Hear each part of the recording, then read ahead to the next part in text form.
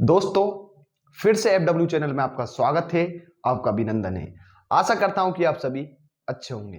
तो आज हम बात करने वाले हैं सीईटी राजस्थान 12th लेवल की जो तैयारी है वो कैसे करना है सिर्फ 25 दिनों में। किस तरीके से हमको जो हमारा टाइम टेबल है उसको मैनेज करना है, किस तरीके से हमको जो है हमारा टाइम टेबल बनाना है और किन किन टॉपिकों को हमको पढ़ना है और कहां से जो है हमारे प्रश्न आने वाले हैं उसके बारे में हम बात करेंगे। और प्रत्येक दिन जो है हमको कितना पढ़ना है और हम बात करेंगे कि प्रत्येक जो सब्जेक्ट है हमारी हिंदी, रीजनिंग और राजस्थान जी के करंट अफेयर, साइंस, इनसे जो हमारी क्वेश्चन है वो प्रत्येक सब्जेक्ट से कितने कितने क्वेश्चन हमारे आने वाले हैं उसके बारे में हम बात करेंगे। और हम सिर्फ 25 दिनों में किस तरीके से राजस्थान सीईटी 12th लेवल की जो है तैयारी को पास कर सकते हैं, तैयारी उसकी कर सकते हैं किस तरीके से। तो आइए करते हैं वीडियो को स्टार्ट। और अभी तक आपने हमारे चैनल को सब्सक्राइब नहीं किया है तो पहले आप हमारे चैनल को सब्सक्राइब कर लीजिए, घंटी को दबा लीजिए जिससे मेरी वीडियो आपके पास आसानी से पहुंच जाए। तो आइए करते हैं वीडियो को स्टार्ट। तो आज हम बात करेंगे सीईटी 12वीं लेवल की जो तैयारी हमको किस तरीके से हमको करना है।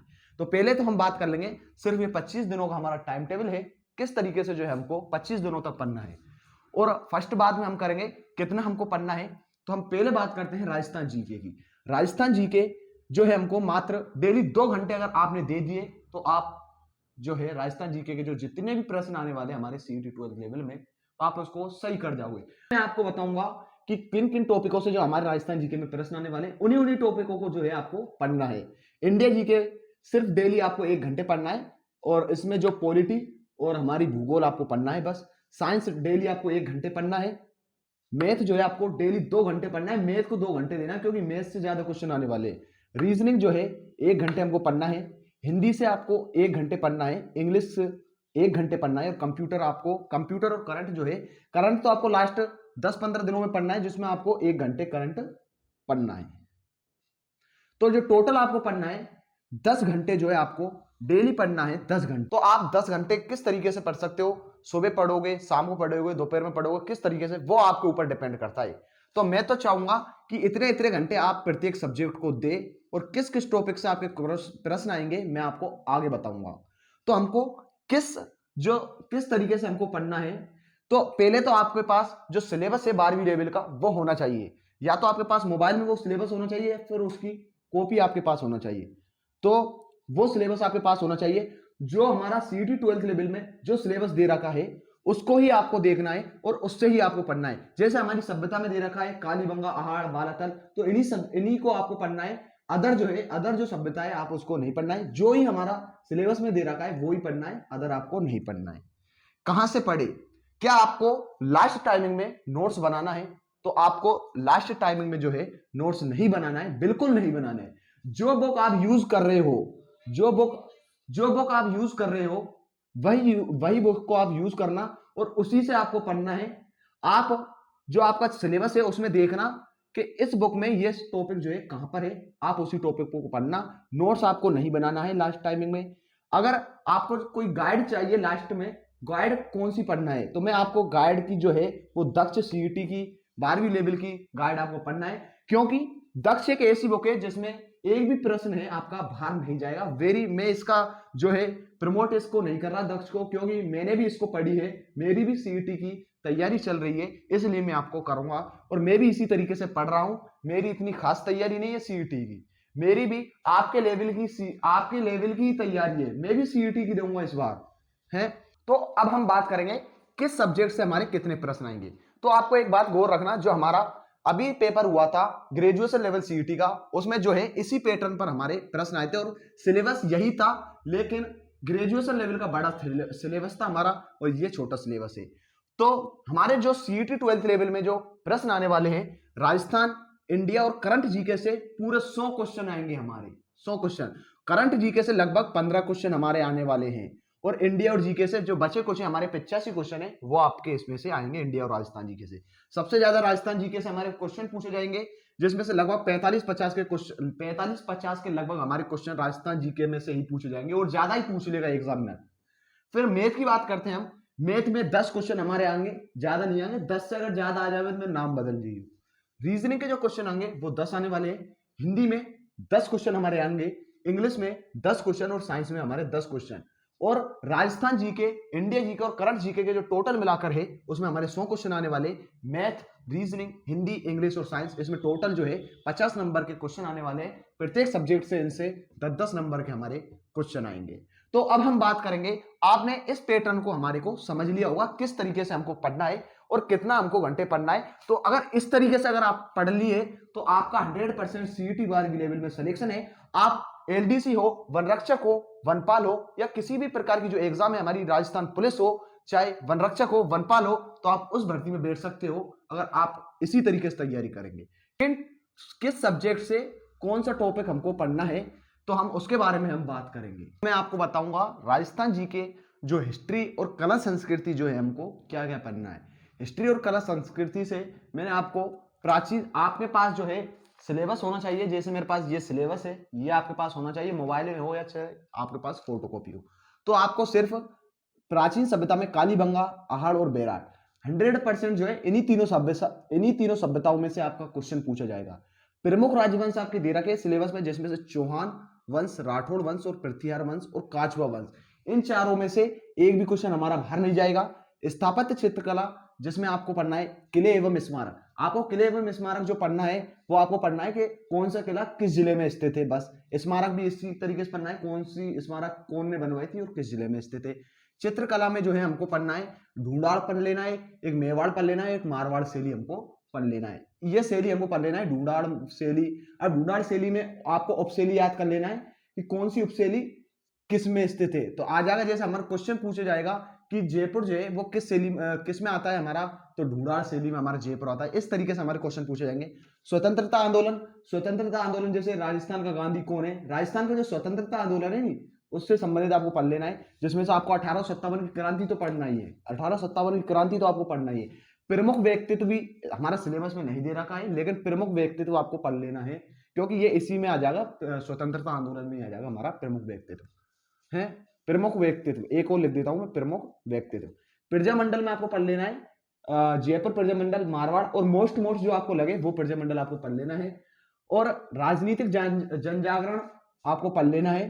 और राजस्थान का एकीकरण हमारा 100% क्वेश्चन पूछेगा, ऐसा आपको पढ़ लेना है। लोक नृत्य आपको पढ़ना है। संत कवि में से आपका क्वेश्चन 100% मिलेगा। लोक देवता में से आपका क्वेश्चन मिलेगा। मेले त्योहार आपको पढ़ लेना है। वेशभूषा और आभूषण, आपको इसका जो टाइम टेबल इस तरीके से बनाना है कि हमको 2 घंटे में लगभग इन टॉपिकों को हमको खल्लास करना है। एक दिन में 2 घंटे में इन टॉपिकों को हमको खल्लास करना है। तो 1 2 3 4 5 6, तो 6 दिन में हमारा ये खत्म हो रहा है इस तरीके से। तो अब हम बात करेंगे अब मैं आपको डायरेक्ट जो है मेरे पास सिलेबस है, मैं इसमें बताऊंगा लिख के, तो क्या है ज्यादा टाइम लग जाएगा। तो भारत का भौतिक स्वरूप में आपको पर्वत पढ़ लेना है। पर्वत, पठार, मरुस्थल एवं मैदान। पर्वत, पठार, मरुस्थल एवं मैदान जो आपको पढ़ना है, जो हमारी ल्यूसेंट बुक आती है उसमें जो शुरू में दे रखे हैं आपको पढ़ लेना है। या फिर इस तरीके से आपसे पूछ लेगा, मरुस्थल तो भारत में जो है हमारा थार के मरुस्थल से ही क्वेश्चन पूछेगा। नदी के बारे में आपको पढ़ लेना है, बांध के बारे में आपको पढ़ लेना है और झील के बारे में आपको बस पढ़ लेना है। और वन्य जीव अभ्यारण्य आपको पढ़ना है। वन्य जीव अभ्यारण्य में से क्वेश्चन आपका पूछ सकता है, क्योंकि ये वन्य जीव अभ्यारण्य जो है किस हमारा कौन से राज्य में, क्वेश्चन इस तरीके से पूछेगा कि यह वन्य जीव अभ्यारण्य जो है कौन से, मतलब क्वेश्चन पूछ लेगा हमारा कि रणथंबोर वन्य जीव अभ्यारण्य किस कहां पर स्थित है, किस राज्य में स्थित है। इस तरीके से आपको प्रत्येक राज्य के वन्य जीव अभ्यारण्य आपको पढ़ लेना है। अब बात करेंगे हम राजस्थान के भौतिक स्वरूप। राजस्थान के भौतिक स्वरूप में आपको जलवायु पढ़ लेना है, वनस्पति और मृदा। मृदा तो आपको कति कंप्लीट पढ़ लेना है, मृदा में से आपको क्वेश्चन मिलेगा।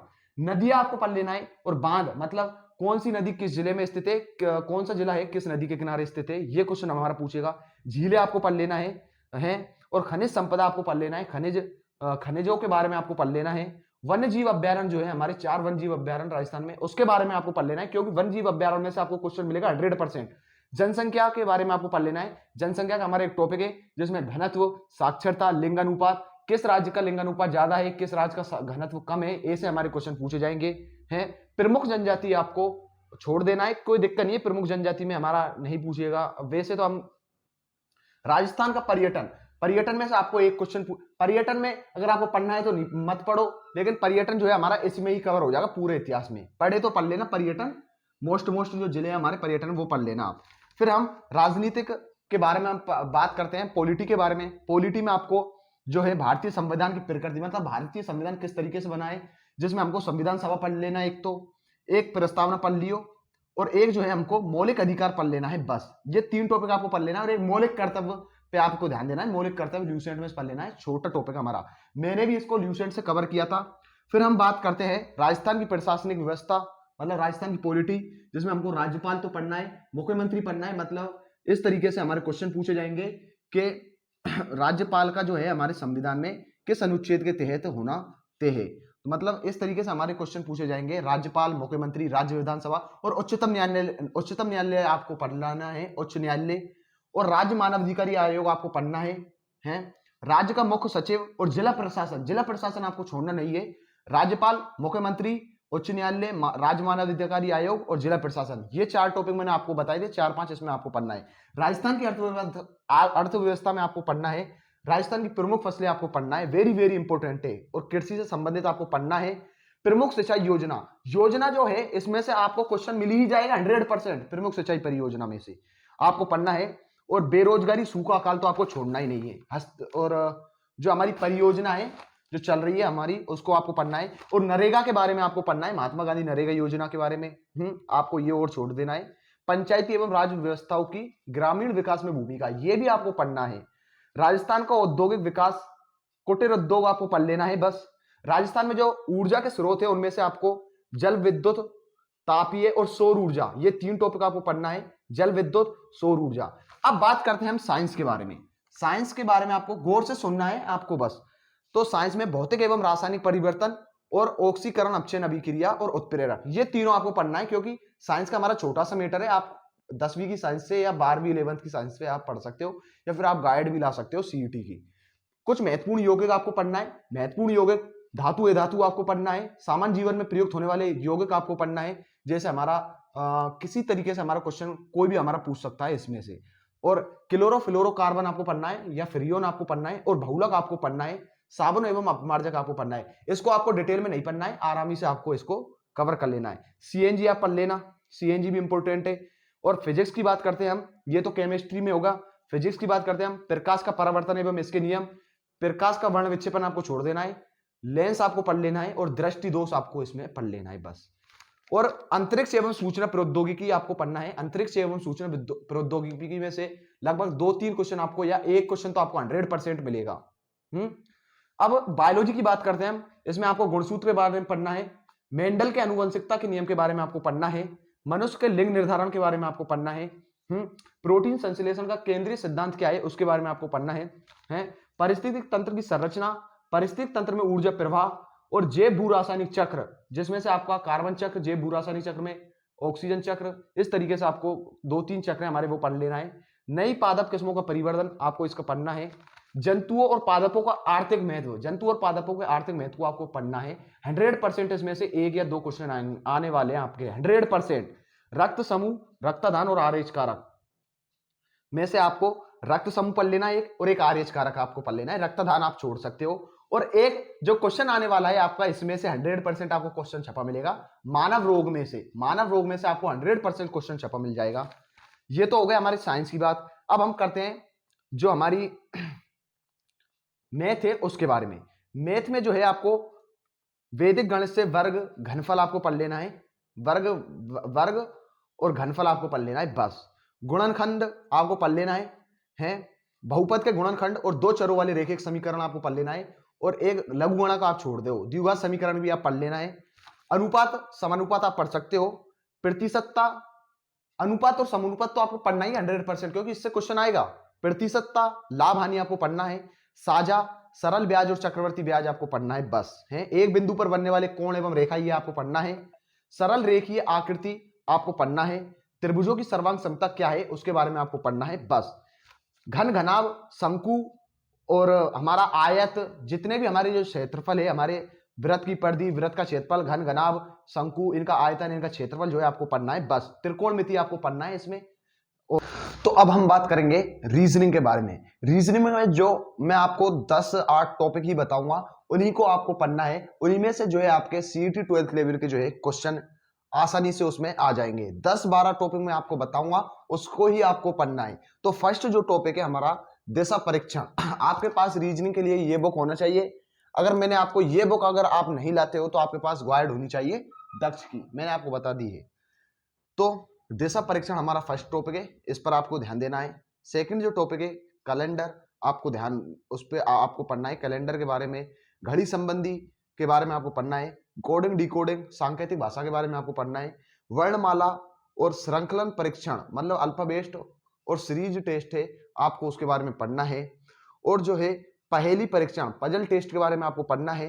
और रिश्ता संबंधी क्या है, ब्लड रिलेशन क्या है, उसके बारे में आपको पढ़ना है। श्रेणी सीरीज के बारे में आपको पढ़ना है। और पासा और घनाभ के बारे में आपको यहाँ पर देख लेना है। वैसे तो यहाँ से क्वेश्चन नहीं पूछे जाएंगे पासा और घनाभ के बारे में, लेकिन आपको पढ़ लेना है वैसे है। और सिलोगिज्म जिसे न्याय वाक्य कहते हैं उसको आपको पढ़ना है। कथन निष्कर्ष इसको पढ़ना है आपको। समरूपता एनालॉजिज्म एनालॉगी जिसे हम कहते हैं समरूपता, उसको आपको पढ़ना है। और सार्थक क्रम आपको पढ़ना है। और जल दर्पण प्रतिबिंब, जल प्रतिबिंब और आकृतियों को गिनना, ये तीनों इंपॉर्टेंट आपके बहुत इंपॉर्टेंट टॉपिक है। इनमें से ये तीनों जो टॉपिक है दर्पण प्रतिबिंब, जल प्रतिबिंब और आकृतियों को गिनना, छुपी आकृतियों को खोजना, ये 4 टॉपिक आपके इंपॉर्टेंट है, इस पर आपको ध्यान देना है। इसमें लगभग 3-4 क्वेश्चन आपके पूछे जाएंगे। तो ये टॉपिक थे हमारे रीजनिंग के। इन रीजनिंग को जो है आपको अच्छी तरीके से पढ़ना है, इन्हीं टॉपिकों को आपको पढ़ना है। अदर जो टॉपिक है उसमें से आपके क्वेश्चन नहीं पूछे जाएंगे, इन्हीं टॉपिकों से आपके क्वेश्चन पूछे जाने वाले हैं रीजनिंग में। तो अब हम बात करेंगे हिंदी के बारे में। हिंदी में पहली बात तो आपको होनी चाहिए संधि। संधि जो है कहीं से भी पूछी जा सकती है, जिसमें इंपॉर्टेंट जो संधि मैं आपको बताऊंगा, एक तो स्वर संधि और एक व्यंजन संधि है। ये 2 संधि ही आपको ज्यादातर पूछी जाती है, लेकिन आपको इसके उदाहरण याद होना चाहिए। जो हमारी ग्रेजुएशन लेवल की जो सीईटी का एग्जाम पेपर हुआ था उसमें जो है उसके उदाहरण दिए गए थे, उनको जो विग्रह हुआ था संधि विग्रह, उसको ज्यादातर पूछे गए थे। आपको संधियों के अपवाद भी होने चाहिए याद। तो संधि जो है स्वर और व्यंजन संधि आपको पढ़ लेना है। उपसर्ग आपको पढ़ लेना है, मेन जो उपसर्ग है आपको पढ़ना है। प्रत्यय आपको पढ़ना है, ये तो इंपॉर्टेंट है, इसमें से तो 100% आएंगे क्वेश्चन। संधि, प्रत्यय, उपसर्ग, पर्यायवाची आपको जो मेन जो पर्यायवाची आपको उसको पढ़ लेना है। विलोम शब्द आपको पढ़ लेना है, मेन जो विलोम शब्द है आपको पढ़ लेना है। अनेकार्थिक शब्द आपको पढ़ लेना है और शब्द युग्म आपको पढ़ लेना है। संज्ञा, सर्वनाम, विशेषण, अव्यय क्रियाएं आपको इसमें पढ़ लेना है, जिसमें संज्ञा, सर्वनाम, विशेषण और क्रिया जो है इसके महत्वपूर्ण है। इसमें अव्यय को भले से आप छोड़ सकते हो। शब्द शुद्धि आप पढ़ सकते हो। वाक्य शुद्धि भी आपको पढ़ लेना है। मुहावरे और लोकोक्ति भी आपको पढ़ना है, जिसमें से जो ज्यादातर क्वेश्चन है संधि, समास, और समास इसमें हमारा नहीं दे रखा है। उपसर्ग आपको पढ़ना है, प्रत्यय आपको पढ़ना है, पर्यायवाची आपको पढ़ना है, विलोम शब्द आपको पढ़ना है, क्योंकि इसमें से एक क्वेश्चन हिंदी के लगभग हमारे 10 ही क्वेश्चन पूछे जाएंगे। ज्यादा क्वेश्चन जो है हमारे हिंदी में नहीं पूछने वाला है। पेपर में जो है हमारे 10 क्वेश्चन से ज्यादा हमारे हिंदी में नहीं आएंगे। अब हम बात करेंगे इंग्लिश के बारे में। इंग्लिश जो है उसके बारे में हम बात करते हैं तो उसमें आपको टेंस जो है पूरे याद होना चाहिए कि कौन सी हेल्पिंग वर्ब किस टेंस में लगेगी।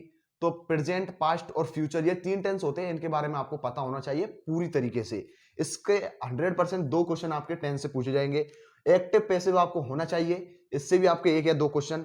नरेशन आपको होना चाहिए। 3 टॉपिक हमारे हो गए। और यूज ऑफ आर्टिकल और डिटरमाइंस आपके पास होना चाहिए। आपको मतलब आर्टिकल और डिटरमाइंस जो है आपको याद होना चाहिए। प्रीपोजिशन आपको याद होना चाहिए। ये 5 टॉपिक है। और सिनोनिम और एंटोनिम्स भी आपको याद होना चाहिए।